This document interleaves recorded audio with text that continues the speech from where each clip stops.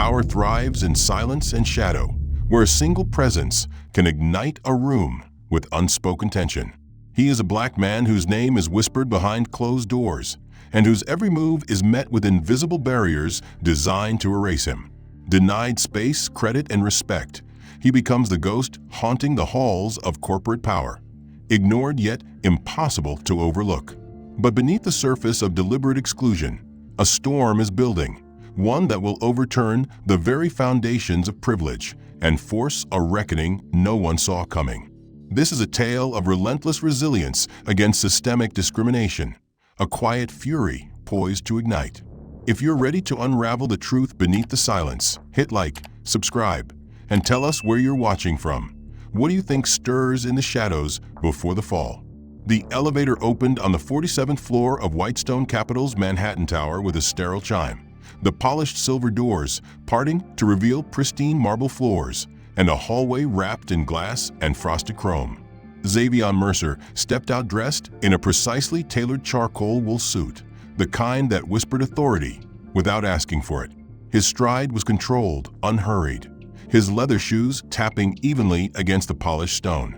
He carried no briefcase, only a card key in his left hand and the weight of silence in his right. The hallway was alive with a curated stillness, assistants typing with manicured nails, executives murmuring behind closed doors, polished heels clicking faintly like distant gunfire. But not one person acknowledged him. They didn't look through him. They looked past him, willfully, pointedly, like he'd been painted out of the landscape. As he passed two office suites, one man leaned back in his leather chair, a tumbler of scotch in his hand despite the early hour, and cast Xavier a glance just long enough to register his presence before rotating away toward the window. In the other suite, a group of women in pencil skirts huddled over a spreadsheet, their laughter light and practiced. One noticed Xavier and nudged the others subtly. They all glanced up at once, then looked back down with a whispering smirk. Not amusement, dismissal. Xavier approached Conference Room B, the door already half open. Inside, the atmosphere was cold and corporate. 11 executives, all seated, surrounded a jet black glass table shaped like a coffin. White ergonomic chairs, each branded with the Whitestone logo, were occupied. Claire Whitfield, Vice President of Strategic Expansion, stood at the head of the table presenting a market forecast on a sleek wall-mounted display. Her platinum blonde hair was pinned in a sculpted bun, her blazer ironed into sharp lines. She didn't look up. No one did. Xavier paused, scanning the table. No chair, no nameplate, just that single open space near the wall, next to the rolling coffee cart. Before he could step further, the assistant by the door, a woman with pale lipstick and a tight ponytail, moved without a word and tossed a thick binder onto that final chair, claiming it preemptively. She met his gaze only briefly and returned to her tablet. The room seemed to hum with micro-decisions. Xavier remained standing. Claire continued speaking without interruption, her slides shifting behind her like museum displays. The faces around the table nodded, tapped tablets, sipped imported coffee. No one invited Xavier to join. No one asked who he was. He remained still, arms at his sides, not out of uncertainty, but because moving would imply he needed permission. Minutes passed like cement setting. The meeting ended on a half-hearted round of applause. Chairs scraped as people stood, some already glancing at their phones or murmuring about reservations and golf schedules. Xavier stood exactly where he had begun. A few brushed past him with shoulder-level acknowledgement. One man, Graham Pierce, Senior VP of Capital Markets, grinned as he passed, dropped a coffee stirrer to the floor, and made no effort to retrieve it. Xavier stepped around it. Outside the room, he walked the hallway again. He passed his assigned workspace, a small enclosed corner office without windows, labeled with a temporary placard that read simply, Z. Mercer Consultant. His name had been in black dry erase marker, smudged. On his desk, the coffee mug he brought in the day before had disappeared. In its place sat a chipped communal cup with the company logo half-faded.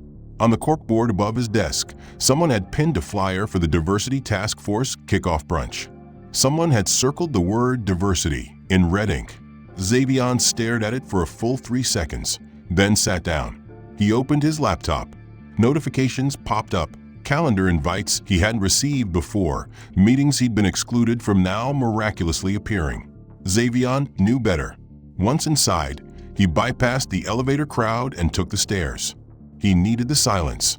He needed the time to process the quiet escalation that had begun with subtle contempt and was now morphing into something colder.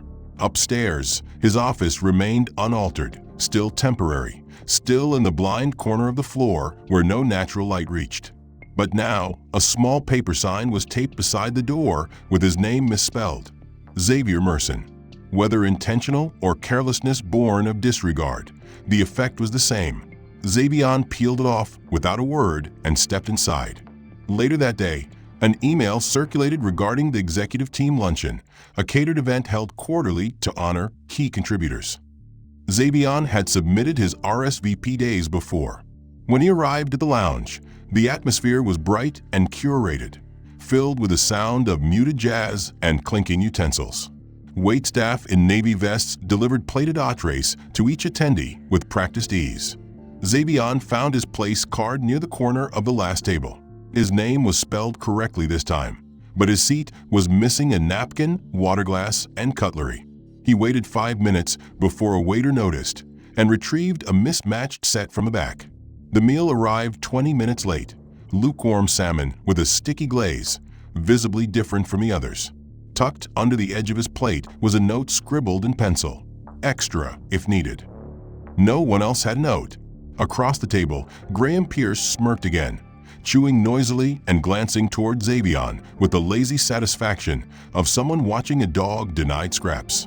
No one asked how the meal was. No one acknowledged his presence. They spoke over him, around him, through him, but never to him. The seating chart was strategic. Xavion was flanked by 2 junior analysts who barely looked up from their plates, while the primary conversation circled around the main table, out of his reach. At one point, Claire toasted the collective brilliance of this division, raising her glass high. Everyone mirrored the gesture. Xavion lifted his water glass slowly, not to participate, but to avoid further isolation. After the lunch, Xavion returned to his desk to find his internal messaging access revoked. A banner across the screen read, "Authorization pending. Please contact administrator." He dialed IT. A man named Brent answered, cheerful and dismissive, saying the restriction must be a firewall overlap from a recent role reassignment. Xavion hadn't been reassigned. Just a glitch, Brent insisted. Nothing personal. Xavion thanked him curtly and hung up. Minutes later, HR emailed to request a one-on-one check-in regarding integration concerns. It was unsigned. That afternoon, during a team huddle Xavion hadn't been invited to, Claire gave a glowing update on the Q3 Latin America initiative. It was his initiative. He listened from a hallway, just out of view, her words landing with the polished ease of someone selling a story rehearsed in the mirror. She credited Graham Pierce for the original forecast model, the one Xavion had designed, and praised the new international team for bold revisions. Those revisions were merely rebranded slides from Xavion's rejected pitch last month. He stood in silence, hands in his pockets, the sound of muffled applause echoing down the corridor like distant gunshots. By evening, his desktop background had reverted to the default company image, a generic skyline. His personal files folder, once carefully organized, had been moved into the general drive and retitled Legacy Content. Every document he opened bore the watermark of someone else's name. His fingerprints were being scrubbed from the architecture of his work. After hours, when most of the floor had emptied, Xavion made his way to the executive lounge. The room was dim, quiet, with floor-to-ceiling windows overlooking the skyline. He poured himself a coffee, but the machine blinked service locked. He tried the second one. Same message. As he turned to leave, he noticed the security camera mounted in the corner rotate slightly to follow him. No one had ever mentioned surveillance in that room before. Returning to his office, he passed the framed employee spotlight wall, a new addition from HR. Graham's photo was there. Claire's. Even the assistant who had blocked his seat in the boardroom had a plaque for innovative process coordination. Xavion's frame was missing entirely. On either side of the wall, two projection panels framed the fiscal roadmap for the company's global expansion strategy, a topic Xavion had lived and breathed for the last 12 weeks. He had personally compiled growth metrics, reviewed region-by-region benchmarks, and submitted a proposal designed to realign Latin America and Southeast Asia with the firm's restructuring strategy. As he took his place at the far right of the room, no seat had been assigned to him. He noticed something immediately wrong on the screen. The regions he was responsible for, entire continents, were faded out, presented in washed-out gray, while North America, Western Europe, and East Asia were highlighted in vivid green and blue, marked as priority sectors. Under those, Claire's name glowed in gold text, tagged as executive sponsor. Xavion looked closer. The designation for his regions simply read peripheral support. The wording hadn't appeared in any draft he'd seen before. Someone had revised the structure, recoded his work, and stripped him from the top-level narrative without informing him. His lips tightened. He said nothing. Instead, he watched the show unfold. Claire's voice was clear and confident as she described new efficiencies in cross-border synergy. Quoting key insights, Xavion recognized word for word from his original documentation. He watched Graham take credit for reformatting the KPI matrix Xavion had designed from scratch. They discussed models he had engineered, summaries he had authored, even initiatives he had fought to defend in front of skeptical directors. But his name was never mentioned. His hands remained flat on the table. Each slide felt like a paper cut. Every word was delivered with the poise of ownership. Xavion's presence wasn't overlooked. It was deliberately omitted. Even the animated charts now used a layout he had created, but watermarked with Whitestone branding and someone else's initials. As the meeting progressed, Claire turned to the page showing project leads for regional integration. There were 4 headshots. None of them were Xavion. The Southeast Asia Initiative now listed the junior analyst, who had shadowed him for a week as the official project lead. He had taught her everything she'd known, walked her through the architecture, even rewritten her early drafts. And now she was credited as the original author. Xavion leaned back slightly in his chair and examined the body language of the room. No one looked surprised. Everyone was participating in this performance willingly. It wasn't theft in the traditional sense. It was erasure by design, with just enough deniability to look like administrative oversight. After the meeting, he returned to his office and opened the latest version of the internal project database. The system had been scrubbed. His name no longer appeared as creator on the documentation he had built over weeks of unpaid overtime. His initials had been replaced by user tags linked to Claire, Graham, and others who now wore his work like borrowed suits. In the metadata field of one report, someone had inserted a new summary line. Content merged from multiple internal contributors. No sole authorship. Xavion clicked through the audit logs. His access was limited. He couldn't trace the user history past 2 days.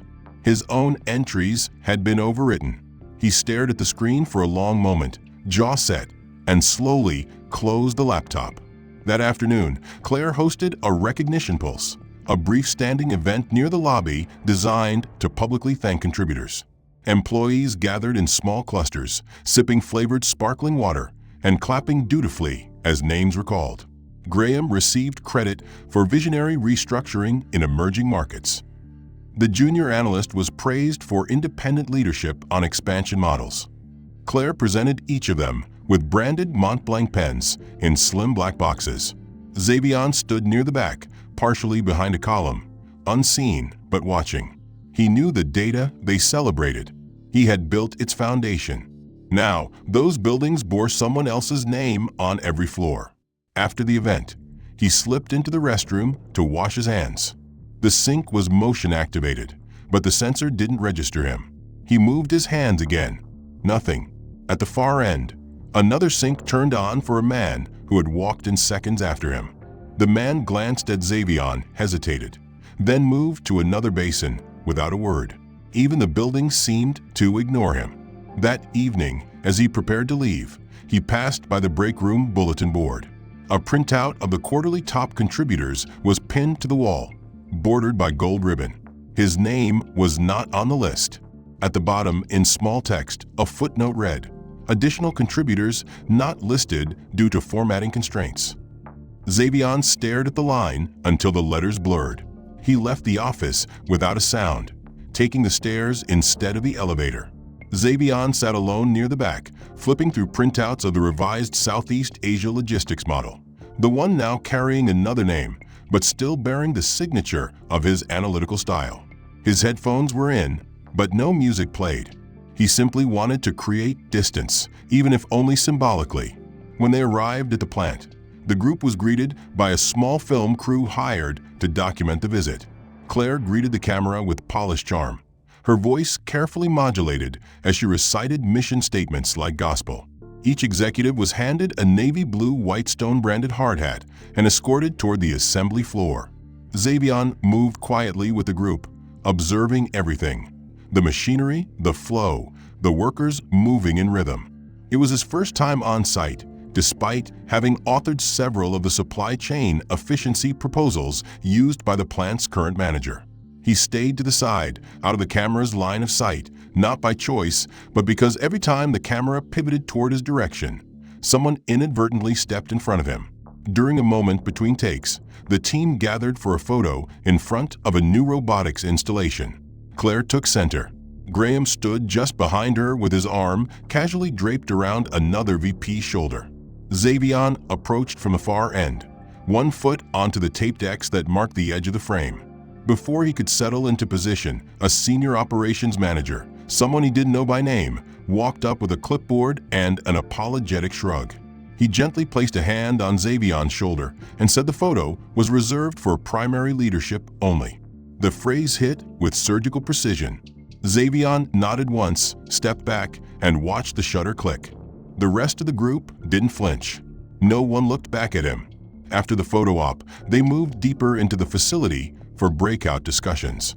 Xavion wasn't assigned to any group. Instead, he drifted near the logistics manager he once briefed remotely, now a proud face in the slideshow. Xavion attempted a quiet greeting, but the manager, unsure of his place, simply offered a polite nod and excused himself. Back on the bus, Xavion remained invisible. He returned to headquarters late that afternoon. His badge failed again, this time twice in a row, before a receptionist had to override it from the desk. "We're rolling out a new tiered access system," she explained cheerily. "Might take a few days to sync." Xavion thanked her without expression.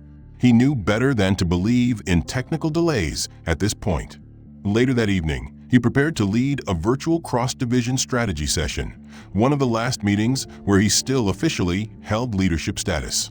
It had taken him 3 weeks to schedule, align calendars, and prepare updated datasets. The agenda was focused, concise, and structured for real-time feedback. As the meeting began, faces blinked onto the screen one by one: executives, analysts, support staff. Claire joined from a conference suite.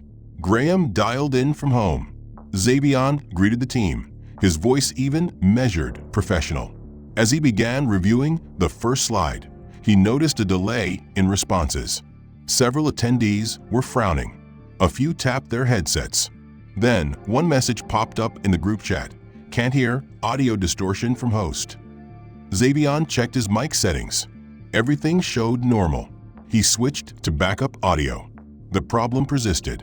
Within seconds, Claire's face reappeared full screen as she took command of the call, announcing that they would reconvene later due to technical interference from the host feed. Before Xavion could intervene, the session ended. His screen went black. When he checked the follow-up message thread, he found a brief summary Claire had posted. "Team, due to broadcast complications from Mercer's channel, we'll reschedule under new hosting later this week. Thank you." Below it, someone had added a thumbs-up emoji. Xavion stared at it.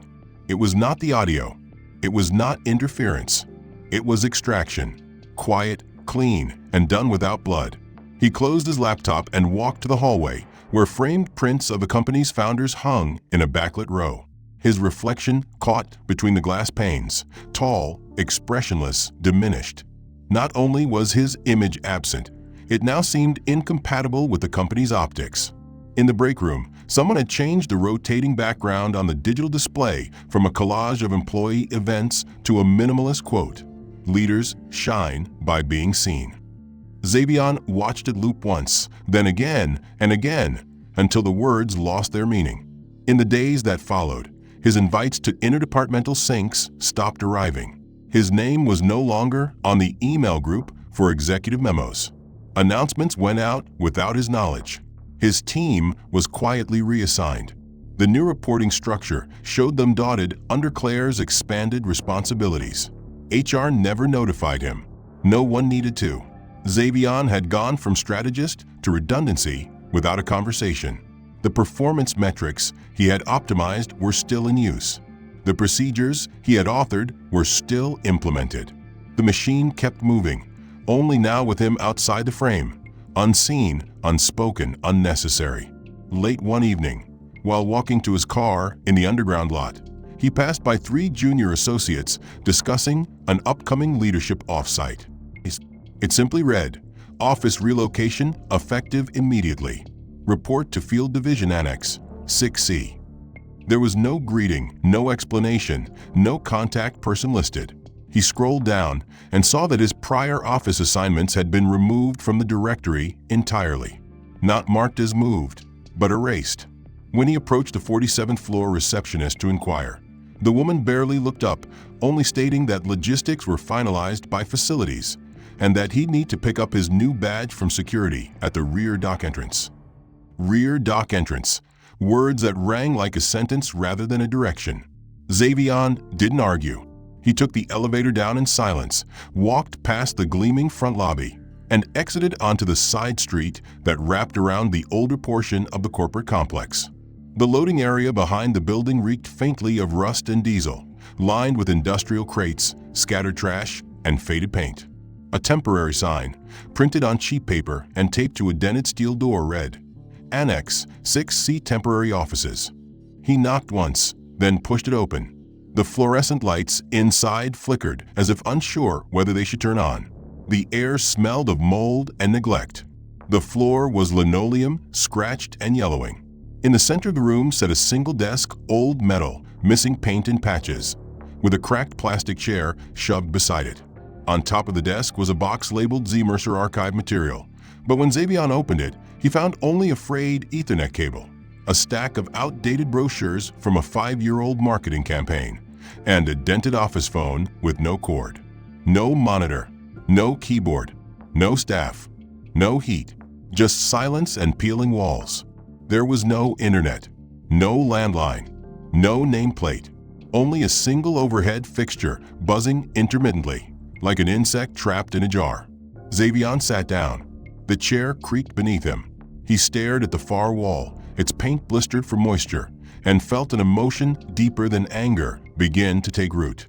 It wasn't rage. It was the helplessness of being discarded, of realizing you had not just been demoted, but buried. An hour later, he opened his laptop and connected via his personal hotspot. He spent 2 hours drafting a formal inquiry to the Human Resources Director, outlining the unexplained reassignment, lack of resources, and the obvious inconsistency with his role. He reviewed it twice, attached reference documentation, and hit send. 10 minutes passed. No reply. 30. Still nothing. He sent follow-ups. He CC'd Claire. He CC'd Graham. The system marked each email delivered, but they disappeared from a thread chain, as if filtered out by something invisible. Curious, Xavier opened the message headers and traced the routing path. A block of code appeared. Unauthorized user category. Flagged for restricted routing. It wasn't his device. It wasn't the signal. The company had rerouted his messages internally, preventing them from reaching their recipients. Not bounced, not rejected, but diverted. He copied the content and tried sending it from another email. That one was flagged too. The logs showed that his sender identity had been downgraded in the system without documentation, shifting his domain to a restricted tier labeled Consultant Field Level. In technical terms, His messages now required admin review before distribution. In human terms, his voice had been digitally severed. That afternoon, Xavion tried calling IT to escalate the issue. No one answered. The voicemail box was full. He drove back to the main building, used his access badge at the side entrance, and walked into the IT office, only to find his name missing from their Active Directory. The technician on duty said politely, "You'll need to go through facilities or HR," then immediately returned to his keyboard. Xavion left without another word. Over the next 2 days, every attempt to communicate with leadership vanished into the same void. Internal memos were updated without his contribution. Documents he uploaded to the cloud drive were deleted within minutes. Even the scheduling system showed no record of his meetings. At one point, he tried to book a one-on-one with a regional VP who had once been an ally. The calendar bounced the request with the response, "Meeting host credentials invalid." By Wednesday, his nameplate in the directory had been edited to read Z. Mercer Special Assignment. A line underneath listed his location as remote. Claire's division summary included a brief section on the recent consolidation of field support operations, crediting herself and Graham for optimizing workforce efficiency through restructuring excess roles. Xavion printed that report. He read the paragraph 3 times. Then he folded the page and placed it inside the empty drawer of his broken desk. Later that evening, rain drummed against the small window of Annex 6C. Xavion sat motionless under the buzzing light, fingers hovering above the keyboard but unmoving. He'd spent the day trapped in a digital black hole. No one responded. No one acknowledged receipt of anything. He had become a ghost in the system, visible in title only, muted by infrastructure, banished by ones and zeros. He thought back to the executive retreat last year, the one where he stood on stage and delivered the keynote on integrated resilience. Green used to mean granted, but the yellow in between meant something else now. He'd been placed in an identity review tier. He walked in anyway, pretending not to notice. Inside, the usual buzz of a lobby passed over him like white noise. The receptionist didn't lift her eyes as he passed. His footsteps echoed softly in the marble atrium as he made his way to the leadership hallway on the 3rd floor, a place once reserved for celebrating executive continuity and company pride. A full wall of glass frames lined the corridor, portraits of division heads, founders, and senior partners. Xavion's photograph had once been 3rd from the left, seated, composed, captured during a time when his presence still held weight. But now in that same slot was a different frame, same dimensions, same placement. But instead of his photograph, a blurred grayscale image sat under a plaque that read, Z. Marsden Interim Consultant. The image was pixelated, barely a silhouette. It could have been anyone. The name wasn't his, and the title stripped him of all prior authority. He stood there for a full minute, letting the message settle into his chest. Behind him, footsteps passed. No one stopped. No one commented. No one noticed. He wasn't part of the wall anymore, just a placeholder in a space he used to own. The next humiliation came at the security checkpoint near the executive wing. He was scheduled, at least in name, to observe the Operations Integration Roundtable, a closed-door session he'd helped design 2 quarters ago. When he scanned his badge, the guard glanced at his monitor and frowned. The man said flatly. "Your ID's showing pending. You with the temp staff." Xavion remained composed. "No," he said. "I'm permanent. 7 years." The guard raised an eyebrow. "Not what the system says. You're listed as onboarding, unverified role." Xavion gave a small nod, stepped back, and let the door close in front of him. He didn't argue. He didn't ask for a manager. He simply walked away because part of him knew arguing wouldn't change anything. It would only draw attention, and attention now meant exposure without protection. By midweek, Xavion attempted to register for a leadership analytics session, the kind open to division heads and department strategists. The registration page loaded with an error. Insufficient role credentials. Contact your supervisor. He no longer had a listed supervisor. His org chart link was broken. His HR portal showed data unavailable. verification in progress. He called HR directly. After 20 minutes on hold, a woman answered, cheerful and detached, and informed him that his employee classification had been temporarily adjusted to allow internal system maintenance and that no action was needed on his part. He asked how long the adjustment would last. She said she couldn't provide that information because his profile was part of a batch still under review. He asked if the review affected payroll, access, or benefits. She paused and said, not necessarily. The uncertainty of the word stung more than a definite no. Later that day, Xavion tried to swipe into the underground garage. The scanner chirped, denied him access, and the gate remained shut. A sign above the keypad now read, full-time executive use only. He parked on the street. Rainwater soaked his shoes as he walked back across the lot, the sky gray and watching. Back inside, he received a company-wide email celebrating the promotion of 3 junior team members, all of whom had reported to him less than 6 months ago.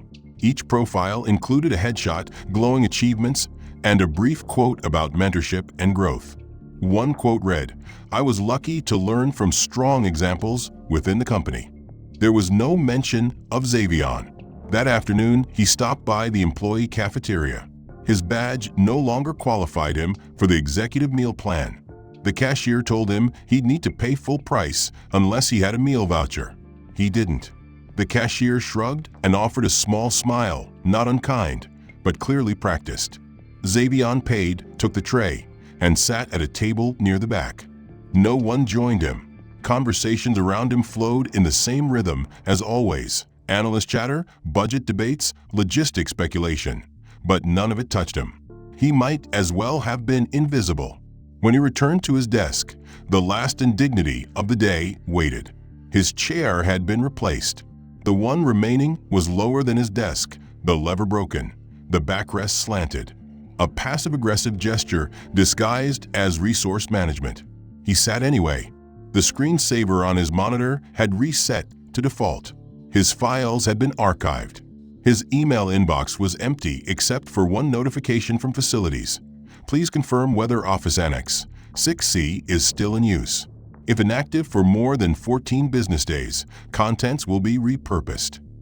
The message didn't ask, it instructed. He clicked delete. His fingers hovered over the keys, paused, then closed the laptop entirely. As evening fell and the building quieted, Xavion stood in the empty hallway again, looking through the glass at a wall of names and faces he once belonged to. His reflection hung beside them, separated by inches and miles. The hallway light flickered above. He could still see the blurred image in the frame where his portrait used to hang, and he realized this wasn't negligence or an accident. It was deliberate, a corporate ritual dressed as indifference. They weren't trying to hide what they were doing anymore. They wanted him to know. The humiliation, which had once arrived in slow drips, misspelled names, vanishing credits, malfunctioning systems, had now solidified into something permanent. He was not a name anymore, not even a mistake. He was a void. And yet, even in that void, the company kept moving. On Thursday morning, a memo was sent out announcing the grand reopening of Whitestone Capital's West Tower, formerly an aging logistics annex, now transformed into the company's innovation hub. Everyone on the executive team was expected to attend. Claire, naturally, would be giving the keynote. The event promised media coverage, influencer press, and photo ops for shareholders. Xavion wasn't invited. He wasn't even notified. He only learned of the event because a junior associate passed by Annex 6C in the late morning and casually mentioned it in passing, saying how everyone looked sharp in tailored navy, how the caterers were unloading gold-trimmed boxes of smoked salmon tartlets, how the PR team had installed a massive plaque in the lobby bearing the name of a mysterious donor group who had allegedly saved the redevelopment project after the original funding collapsed mid-phase. Xavion didn't react, not with a raised eyebrow, not with a question. He simply stood, reached into the drawer beside him, and retrieved the folded document he had kept hidden for over a year, the one detailing a silent investment made through a private equity shell under the name ZM Holdings, originally structured to rescue a failing real estate portfolio during Whitestone's back-channel acquisitions. No one knew it had been him. Not even now. Not even when they gathered in the sparkling white marble lobby of the renovated tower, champagne flutes in hand, music soft and cinematic, press lenses flashing. Xavion stood on the sidewalk across the street, his coat collar turned up against the wind, unnoticed in the crowd, invisible just as they had trained themselves to see him. The reveal came precisely at noon. Claire stood at the podium, poised and charismatic, delivering empty phrases about legacy, innovation, and collective vision. The silk curtain dropped behind her. This tower stands because ZM Holdings believed in what others abandoned. There were no logos, no tagline, just that line. The applause hesitated for half a second before picking up again, polite, confused, uncertain. Cameras clicked. Claire turned slightly, her smile not faltering, but definitely tightening, eyes scanning the text as if trying to calculate the political implications in real time. Graham leaned in, whispering something that made her nod twice, but blink longer than she should have. Xavion crossed the street slowly, hands in his coat pockets, stopping just inside the revolving doors. No one noticed his entrance. Their backs were turned, fixed on a sculpture being unveiled in the lobby center. A massive installation of shattered mirror fragments arranged in the outline of a human silhouette, suspended in midair by transparent cables. Light refracted off the glass, scattering reflections onto every surface, casting broken versions of the crowd across the walls and floor. At the base of the sculpture, a brushed steel plaque read, built from fragments they left behind. The artist's name wasn't listed. Neither was the commissioner. Claire clapped twice, then moved to her next line about perseverance. The executive smiled, some exchanging looks of confusion, others pretending to understand. Xavion stepped closer. No one looked at him, not because they didn't recognize him, but because they were trained not to acknowledge anomalies. He wasn't supposed to exist in their version of the story, and so their eyes slid past him instinctively, like raindrops off sealed glass. He paused near the plaque. A junior marketing assistant walked by and offered him a glass of champagne, assuming he was part of the donor group. He declined it with a soft shake of his head. In the corner, a photographer raised a camera. Xavion looked straight at him for just a moment, the flash catching the edge of his face before the lens turned elsewhere. No guest speakers, just a time and a connection link. The meeting began with the usual corporate formalities, faces flickering across high-resolution screens, names and titles floating beside them in bold type.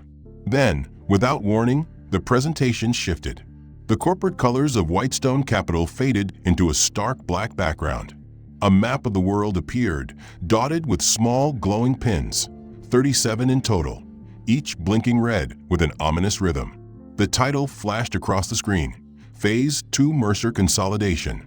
The room grew silent. One by one, executives leaned forward, their faces tightening as the pins multiplied and the corresponding office locations lit up, spanning continents and key market regions.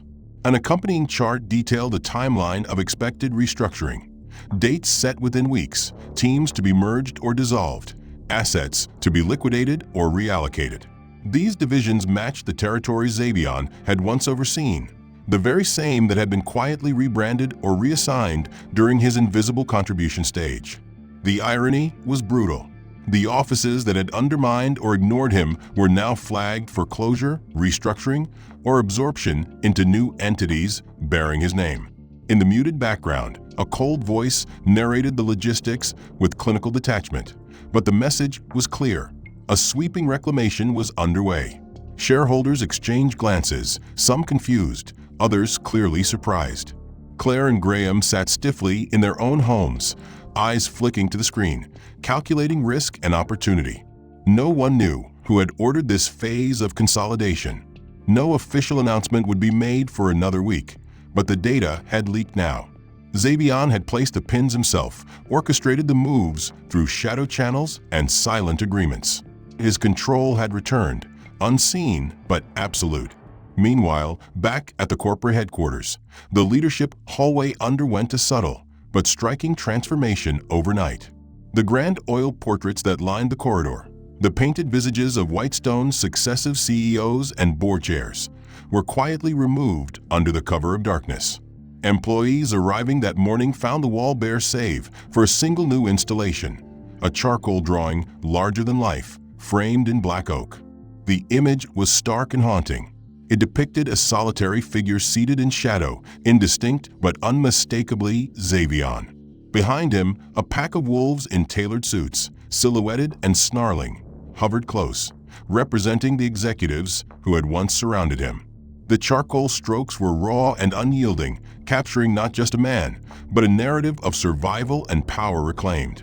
Below the image, a plaque bore a single chilling line: "The man you ignored fed the wolves." No artist name, no company branding, just that brutal truth. Rumors spread immediately, fueled by the whispered interpretations among employees and executives alike.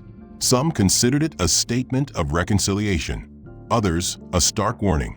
Xavion had not just survived his erasure, he had transformed it into a symbol. Over the next several days, subtle shifts rippled through Whitestone. Departments formerly deemed untouchable began internal audits. Budgets were frozen.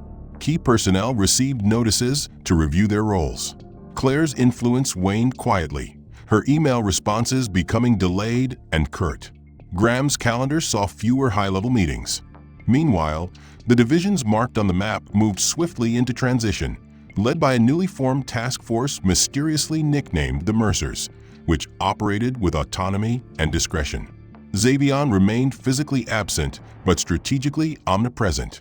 Outside the corporate towers, the city thrummed with life, oblivious to the silent coup unfolding within its walls. Xavion's phone, long silent, remained off. His name was no longer a question mark in the directory, but a presence felt in every corner of the company's network. By week's end, the initial shock had settled into a cautious acceptance. Shareholders sent congratulatory notes under pseudonyms. Middle managers whispered about the new order that had arrived without fanfare, but with undeniable force. Xavion walked the company grounds only once that week, accompanied by a security detail he hadn't requested. His presence was noted, photographed discreetly for internal records, but he made no speeches, no interviews, no public statements. He understood power didn't always need a voice. The boardroom was thick with tension, the kind that presses down on your chest and forces the breath to come shallow. The grand oak table gleamed under the low-hanging chandelier, polished to a mirror finish that reflected the faces of those seated around it, some nervous, some defiant, all aware that the company's fate balanced on this meeting. Xavion had orchestrated the convergence of the senior executive team and the board of directors under the guise of discussing ongoing restructuring progress.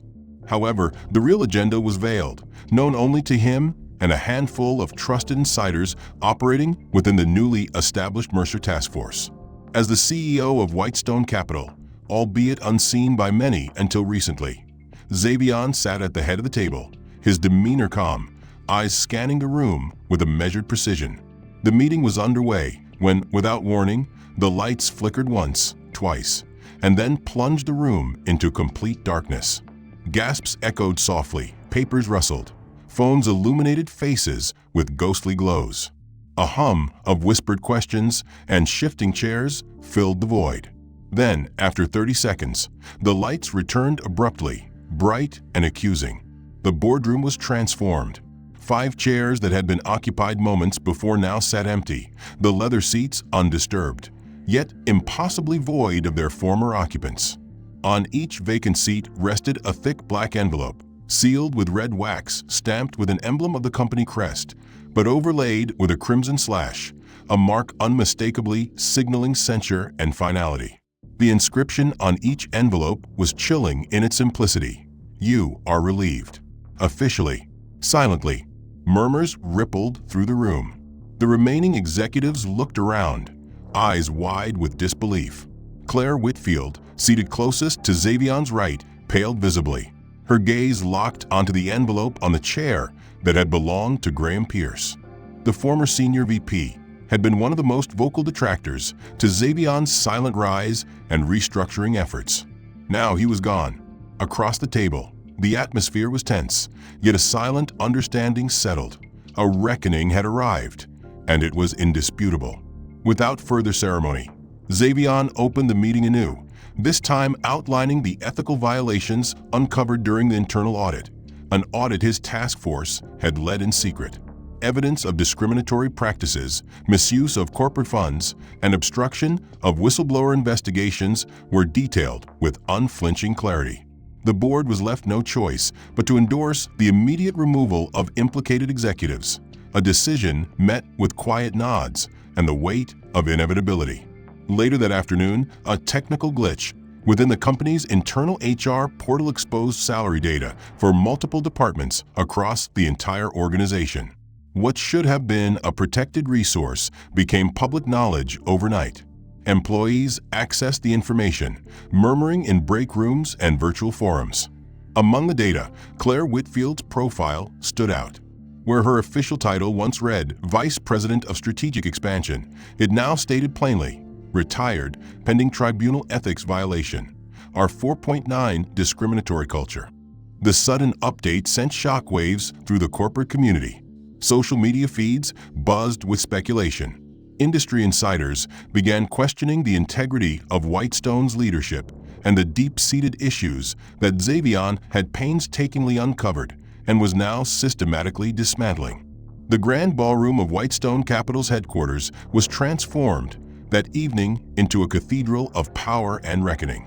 Hundreds of employees, shareholders, and industry guests filled the room, their conversations low and anticipatory as the final moments of the company's fiscal year unfolded.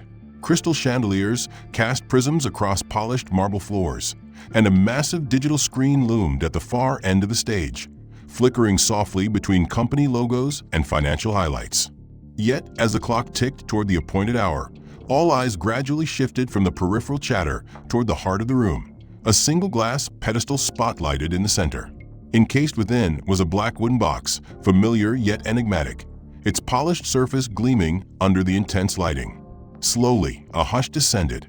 The box's lid was gently lifted, revealing within a corporate ID card resting atop a velvet cushion. The card bore the name Xavion Mercer in sleek silver lettering, beneath it a stark title that read, CEO of Nothing You Were Ready For. No introduction, no ceremony, no grandstanding. The words alone held weight, an unspoken declaration that spoke louder than any speech. The audience absorbed it in silence, the air thick with realization. Following the unveiling, the spotlight shifted as the entire stage rotated on its axis, revealing a massive round table, its surface polished black and reflecting the room's glow. Around it sat 6 empty chairs, each meticulously arranged as if awaiting an audience, but only one occupant took his seat. Xavion Mercer appeared calm, collected, and commanding, his posture straight, hands folded atop the table, his gaze steady and resolute. Behind him, a large chalkboard stretched from floor to ceiling, emblazoned with the words, "We don't speak, we restructure." The bold white letters echoed the company's transformation from a place of whispered injustices to one of silent but decisive action.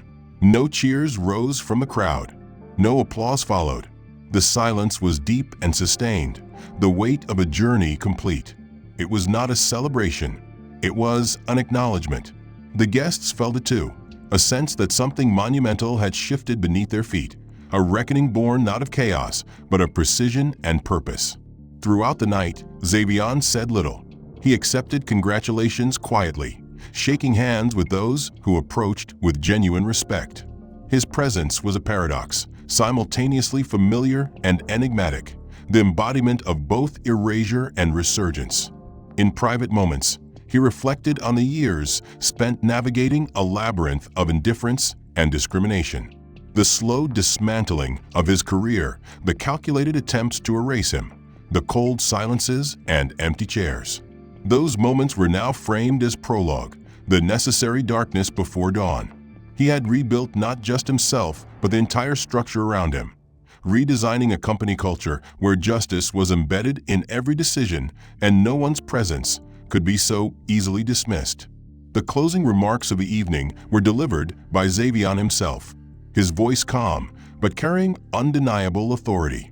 He spoke not of victory or revenge, but of accountability, resilience, and the quiet power of respect. "We are not here to punish," he said. "We are here to rebuild, to create spaces where every voice matters and every contribution is honored. This is the foundation on which we will build our future, stronger, fairer, and unyielding." The audience listened, rapt, the magnitude of his words settling into their collective consciousness. The event ended not with fanfare, but with a shared commitment, one that would define Whitestone Capital for years to come. As Xavier exited the stage, the chalkboard message remained illuminated behind him, a beacon for those who followed. Outside the hall, the city lights glittered, a reminder that even in the darkest times, transformation was possible. Xavier Mercer walked into the night not as a man who had reclaimed lost power, but as one who had redefined it. His journey from invisible victim to decisive leader was a testament to the endurance of justice in the face of cruelty. His story was no longer about erasure. It was about the relentless courage to reshape one's narrative, turning silence into strength, exclusion into influence, and humiliation into hope the end. If you enjoyed this story, please take a moment to like and subscribe so you don't miss the next gripping chapter. We'd love to hear your thoughts on the plot. What moments stood out to you? And what twists caught you off guard? Also, let us know where you're watching from in the comments below. Your feedback helps shape the stories we tell and keeps this community thriving. Thanks for being part of the journey.